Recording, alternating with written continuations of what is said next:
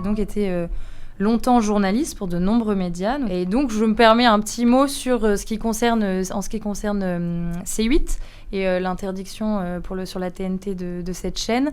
Qu'est-ce que ça vous évoque ? Est-ce que vraiment on peut dire qu'en France, il existe une forme de censure ? Je rappelle aussi l'actualité avec des comptes Instagram notamment supprimés complètement par Meta sans aucune raison, mais des comptes de droite, d'influenceurs, de médias. Voilà. Est-ce que vous sentez cette censure ? Est-ce que vous pensez qu'il faut vraiment s'en méfier ? Il faut en parler. Je sais que autrement, par exemple, Éric Tegner ou Alice Cordier ont un peu regretté que des élus de droite ne se soient pas plus penchés sur cette question de bannissement et d'interdiction de leur compte Instagram. Voilà. Quel est votre sentiment, vous, en tant que journaliste, sur ce qui se passe ? Alors, c'est évidemment totalement scandaleux. Moi, je pense qu'avec le phénomène du Covid, on a bien senti non seulement une tentation autoritaire, mais ce que j'appellerais une cynisation du monde. C'est-à-dire qu'en fait, on ne se rend pas compte, mais à toutes les époques de l'histoire, quand vous avez une grande puissance, les êtres humains sont des mammifères, et les mammifères sont hiérarchisés. Et d'une certaine façon, le dominant de la chaîne alimentaire, c'est la Chine maintenant, depuis un certain temps déjà.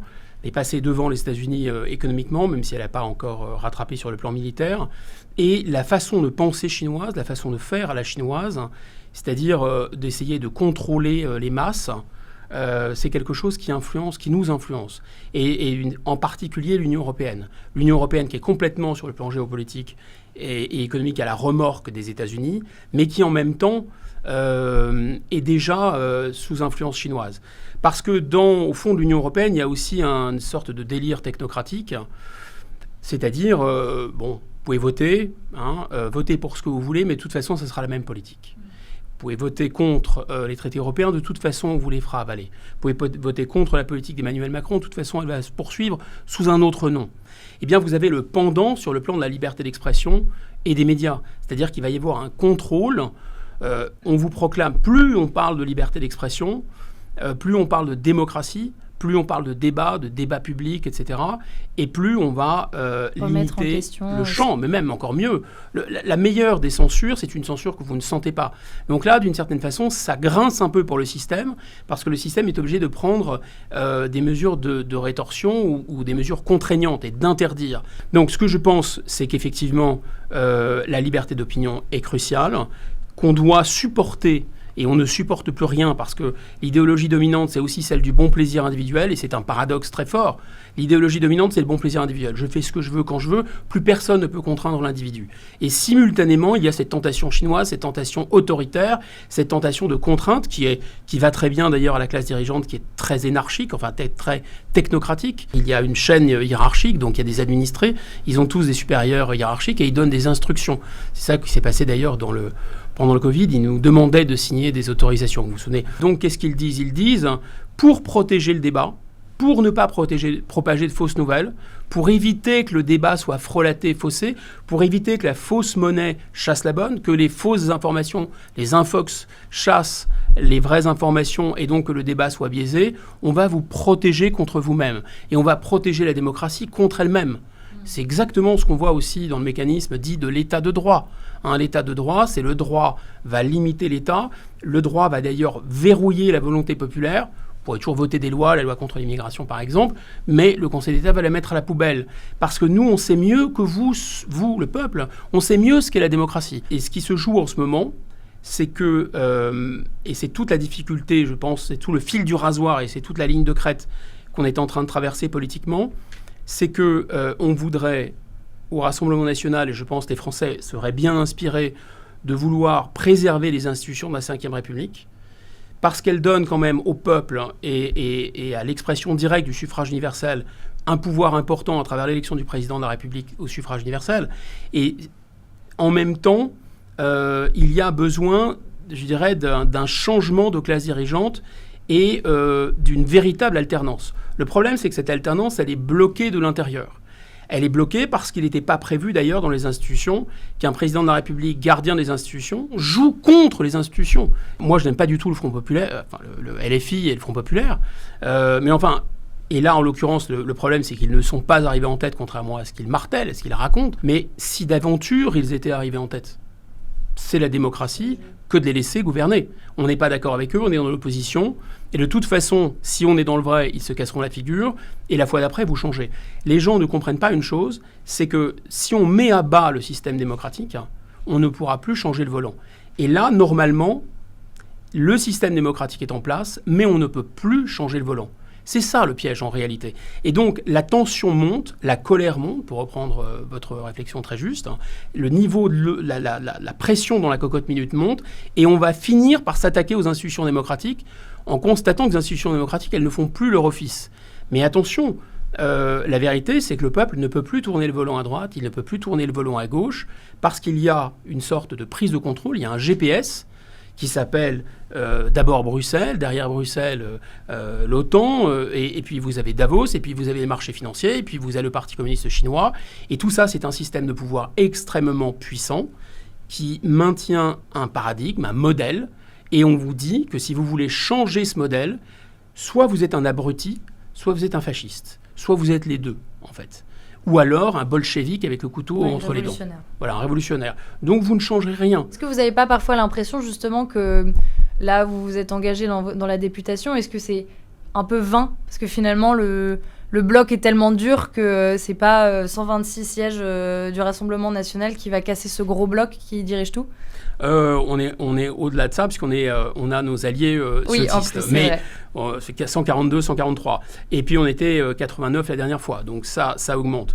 En réalité, il faut trouver il faut trouver différents angles de fracturation. Sur la question de l'immigration, sur la question de l'insécurité, sur le régalien, je pense qu'on y est presque.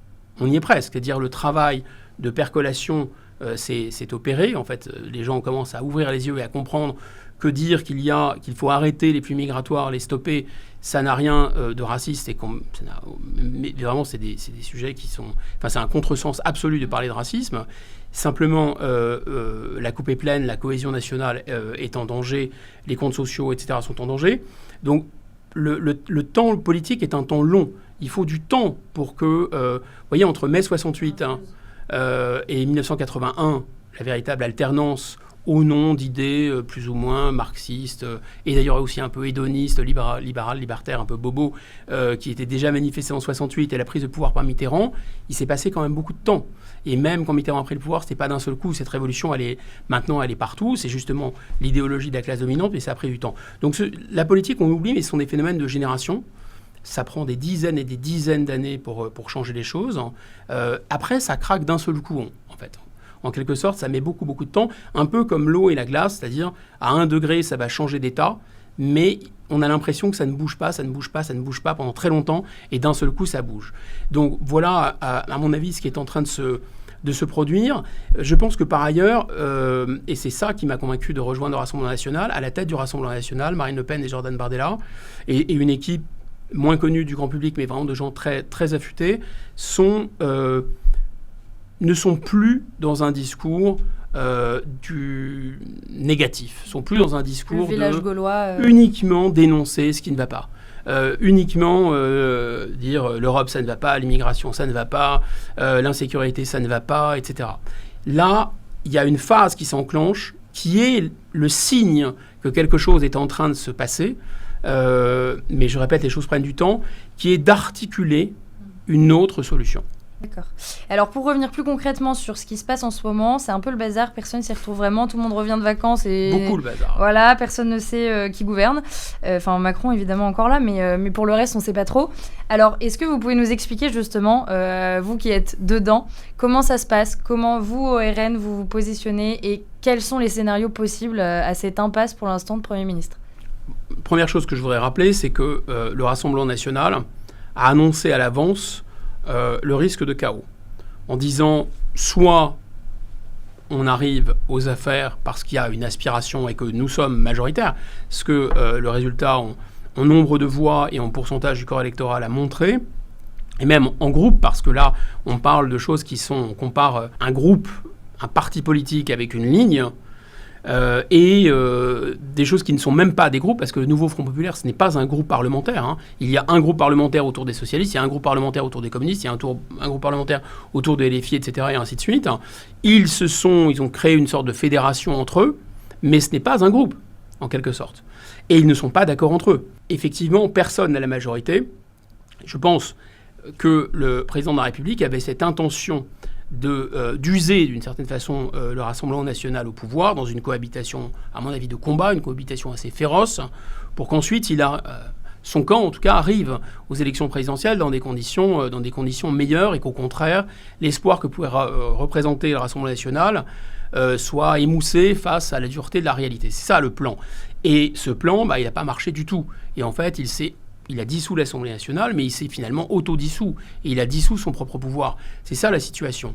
Donc il ne sait plus, d'une certaine façon, là, Mélenchon reprend les mots que les Républicains avaient utilisés contre MacMahon au XIXe siècle, au moment de la crise de 1877, c'est-à-dire il faut se soumettre ou se démettre. On nous a oublié, mais la Troisième République, le président de la République, sous la Troisième, avait beaucoup de pouvoir, en fait. Mais simplement, comme il y a eu cette crise, et comme l'Assemblée nationale a forcé le président de la République à démissionner, ce qu'a fini par faire MacMahon qui n'avait pas de majorité, et bien ensuite, on a parlé d'un président de la République qui inaugurait les chrysanthèmes, ce qui a été la même chose pendant la 4e République. Donc l'Assemblée est toute puissante. Et donc là, on est dans un moment inquiétant, important, parce qu'en fait, les Français sont contre Emmanuel Macron. Ils lui ont dit une première fois aux Européennes, ils lui ont dit une deuxième fois au premier tour des législatives, ils lui ont redit une troisième fois au deuxième tour des législatives. Et apparemment, il a un problème auditif. Il n'a rien compris de ce qu'on lui a dit. On lui a dit, on ne veut plus ni de toi, ni de ton programme. Dans la logique de la Ve République, on l'a vu avec le général de Gaulle, quand il a perdu d'un cheveu le référendum en 69, il a immédiatement quitté le pouvoir. La légitimité populaire et le fait qu'il y a toujours une confiance qui est accordée par une majorité, pas tous les Français évidemment, toujours des détracteurs, mais une majorité des Français confiant les destins de la France, les clés de la France et la préservation des institutions à un homme ou à une femme, qu'importe, qui est le président de la République. C'est ça le pacte clé, le pacte fondamental. On dit toujours « Ah, mais c'est dommage, on n'a pas un roi, on n'a pas une reine ». Et c'est vrai qu'au moment de la mort d'Élisabeth II, on s'est dit « C'est incroyable la monarchie ». Leçon de pouvoir, cette femme ne parlait jamais. Quelle autorité? Pour faire très simple, il y a deux scénarios possibles, à mon avis, à ce stade. Soit il y a du macronisme, ce que j'appellerais hors les murs, pour continuer cette politique du modèle standard. Donc voilà, avec une part de PS, une part du PS à LR, en passant par Lyotte et 50 nuances de macronisme là au centre, vous avez quelque chose qui continue. Une politique qui, certes, a été rejetée, qui, certes, est impopulaire, mais depuis déjà très longtemps. Qui est possible. En tout cas, elle est arithmétiquement possible à l'Assemblée nationale. Mais ça signifie que le Parti socialiste, les différents acteurs et LR jouent le jeu. S'ils considèrent que c'est davantage dans leur intérêt de forcer le président de la République à la démission parce qu'il serait en situation de gagner la prochaine présidentielle, ils ne joueront pas ce jeu. Et la carte que joue Emmanuel Macron, dans une situation dangereuse aussi, avec un pays extrêmement endetté et une pression à la fois des marchés financiers et de la tutelle bruxelloise, que je récuse sur le plan de la légitimité, si vous voulez. C'est illégitime, mais en attendant, c'est le mécanisme qu'on subit. Donc il y avait réellement un mécanisme. C'est donc, encore une fois, une chose de dénoncer un système et de nier le fait qu'il existe. En fait, il existe pour l'instant. C'est d'ailleurs fou si on y réfléchit. Les mêmes qui nous ont obligés à emprunter sur les marchés financiers pour se financer ont l'air de se contrefiche de la manière dont les marchés financiers vont réagir au fait qu'on n'ait plus d'argent. Exactement comme les mêmes dingues qui ont fait venir de l'immigration alors qu'on n'avait plus d'industrie se contrefichent de les assimiler. Ou d'arrêter les flux. Refermons la parenthèse. Donc, Emmanuel Macron joue la tension, il joue la pression et il va dire « Prenez vos responsabilités au nom de la continuité de l'État, pour sauver l'euro, pour sauver la signature de la France, pour permettre à la France de faire rouler sa dette, comme on dit. Il faut maintenant se mettre autour de la table. » Voilà. Avec quelques arguments en ce qui concerne, à mon avis, le PS et LR, c'est que pour moi, le PS et LR et le macronisme, c'est Coca-Cola et Pepsi-Cola. Enfin, c'est juste la même chose. C'est Philippe Séguin qui avait tout compris. Il dit Bruxelles, ce sont les grossistes et eux, ce sont des détaillants. C'est vrai, c'est le même grossiste finalement. Ils nous vendent la même histoire. Et alors, le deuxième scénario? Deuxième scénario, justement, ni le PS ni LR se mettent d'accord. Et on voit même d'ailleurs qu'il y a des gens qui sont capables de faire à Macron le coup que Macron avait fait à Hollande, hein, c'est-à-dire vraiment... Et puis comme cette idéologie dans ces classes dirigeantes, l'idéologie dont je vous parlais, avec libre circulation des marchandises, des capitaux, des personnes, au fond, c'est l'idéologie du bon plaisir individuel. C'est moi, que moi. Bon, donc on voit bien que tous les politiciens qui partagent ces idéaux, entre guillemets, droits de l'homme, etc., mais en réalité, égoïsme forcené et individualisme forcené, ils sont capables de faire à Emmanuel Macron du Emmanuel Macron. Et Attal commence à le faire, en disant « mais t'es bien gentil, mon gars, mais moi, je vais te faire ce que tu as fait aux autres, en fait. C'est-à-dire que moi, je vais jouer ma carte personnelle, donc je vais aussi te forcer à démissionner. » Donc tous ces gens sont assez d'accord avec Emmanuel Macron sur le fond, sont d'accord sur l'essentiel, mais ils veulent la place à la place d'eux, vous voyez ? Donc là, c'est dangereux. Enfin, ce qui est très dangereux, c'est que le Front populaire, et notamment LFI, parce qu'on sait que le LFI téléguide le Front populaire, hein, c'est une évidence. Le programme a été soufflé par LFI, et tout de suite, d'ailleurs, LFI a dit tout le programme, et rien que le programme, et même, quitte à ce que nous, Mélenchon a dit, nous ne participons pas à ce gouvernement, eh bien, eux, ils répètent sans arrêt à l'opinion publique qu'ils ont gagné, qu'ils sont majoritaires. C'est numériquement faux, hein. Je rappelle que l'alliance du Front populaire seul, il faut 289 voix pour avoir une majorité. Le Front populaire seul, même allié aux centristes, hein, ça ne fait pas 289. Et les centristes n'en veulent pas. Voilà, donc ils n'ont absolument pas la majorité. Mais par contre, ils le racontent à qui veut l'entendre, et il y a... disons, une colère et une envie de tourner la page, une envie d'alternance qui n'est malheureusement pas possible, qui n'a pas été possible avec nous et qui est encore moins possible avec eux. Mais en tout cas, il y a cette envie. Donc il y a vraiment une pression. Ce qui est gênant, c'est 1, impopularité d'Emmanuel Macron, cristallisation sur sa personne. 2, envie de changement à gauche toute, envie de changement à droite toute, et plus généralement envie de passer à autre chose que le système. Et là, s'il y a la population plus l'Assemblée nationale contre le président de la République seul, il y a réellement un danger. Donc le seul scénario, c'est qu'il démissionne et qu'il y ait à nouveau une élection. Je ne le vois pas passer parce qu'il y a une échéance et une butée qui est le vote du budget. Le vote du budget doit intervenir en octobre, exactement. Il y a ce compte à rebours. Il n'est pas possible. C'est pas seulement de ne pas payer les fonctionnaires, etc. C'est que les Français n'ont plus assez d'argent pour faire tourner leur machine étatique. Les collectivités locales, l'État et les structures sociales. Donc on est obligé d'emprunter sur les marchés. Donc le fait qu'il n'y ait pas de stabilité politique et pas de gouvernement, c'est quand même assez gênant. Alors on dit Est-ce que c'est pas presque mieux finalement que pour l'instant il ne se passe rien ? Le gouvernement démissionnaire qui reste, le temps du budget et ensuite on renverse. Non, parce que les problèmes des Français continuent. Le pouvoir d'achat n'est pas réglé. Est-ce qu'il va se régler en ces quelques mois ? Moi, je pense que les gens qui n'arrivent pas... Marine Le Pen a une expression qui est assez terrifiante, mais malheureusement très juste quand on voit confirmer sur le terrain, c'est qu'il y a une France qu'elle appelle la France des centimes. C'est-à-dire que des gens qui sont obligés de compter leurs centimes d'euros pour donner à manger à leurs enfants. Et voilà, le problème du logement n'est pas réglé, le problème de la dette s'aggrave et peut réellement s'aggraver si les taux d'intérêt augmentent. Le problème de la sécurité, on le voit, n'est pas réglé puisqu'il y a encore eu un refus d'obtempérer qui a coûté la vie à un adjudant-chef, un gendarme qui laisse une veuve et 2 orphelins. Le problème de l'immigration, on le voit en Allemagne, n'est pas réglé non plus, avec cette fête de la diversité.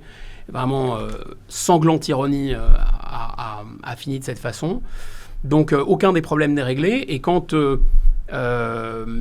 on ne peut pas laisser pourrir la situation. Alors, on met en avant le cas de la Belgique, le cas de l'Allemagne. Ils mettent énormément de temps pour trouver un gouvernement.